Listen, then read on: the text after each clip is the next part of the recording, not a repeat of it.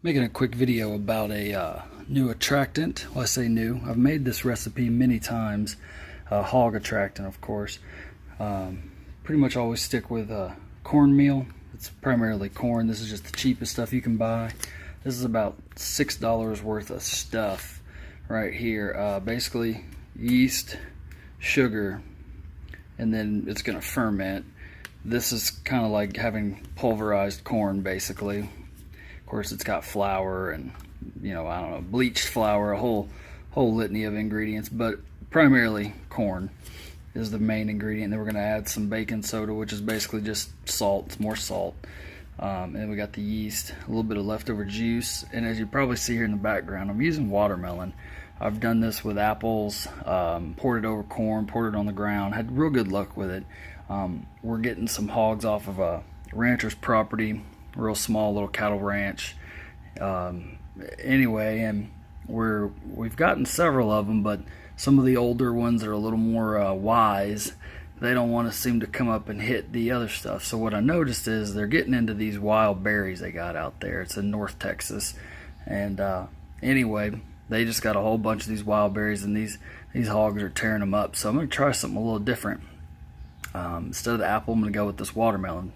One, because I thought about it when I saw them eating the berries, and two, we didn't finish up this here watermelon, so it seemed like a perfect idea. But basically, I'm going to fix up enough to make 15 gallons worth, but show you basically how to make enough for a bucket or two.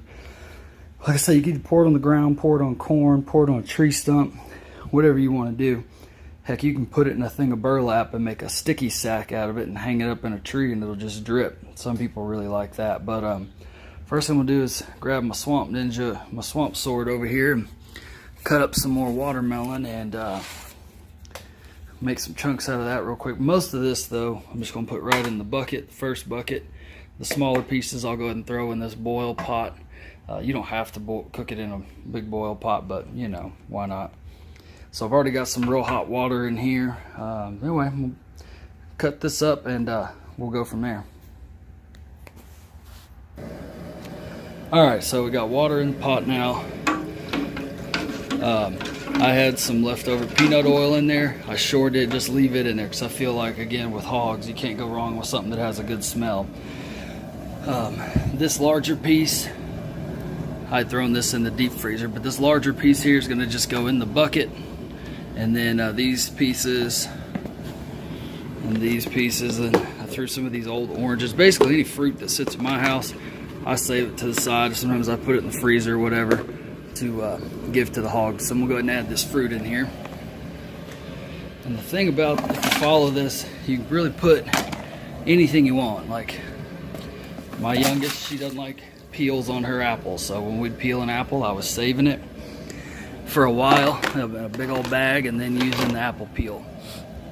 But whatever you want to do, you can make it without any fruit, really. You don't have to have it, because you just then would need to definitely pour it over corn or something like that.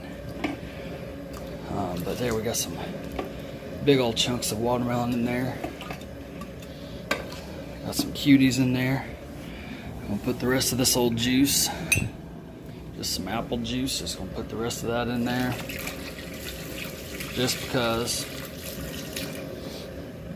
But the main thing is you need a starch, which is you're gonna get that from your corn. You gotta have some sugar, and you gotta have some yeast or some whey or something like that to activate. And then this is just because it's like super salt. It'll help you get to a good hot boil so you can dissolve more sugar. So anyway, that's where we're at now. We're gonna let some of this get hot. I'm gonna put this watermelon in the bucket, and we'll see how long this takes to get boiling in here. Good spectrum of light. Alright, so I know you can't smell this, but boy, it smells terrible. There's the yeast sugar mixture with some corn and some watermelon in it. So I dumped out a little tester of this about a week ago.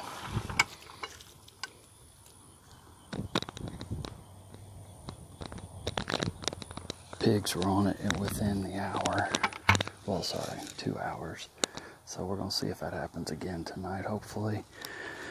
Bad thing is keeping the cows off of everything here, so I'm going to get a couple rocks.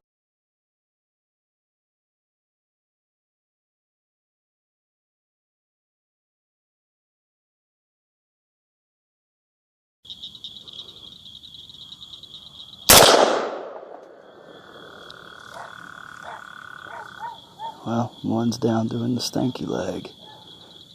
Never got the second shot on the other one.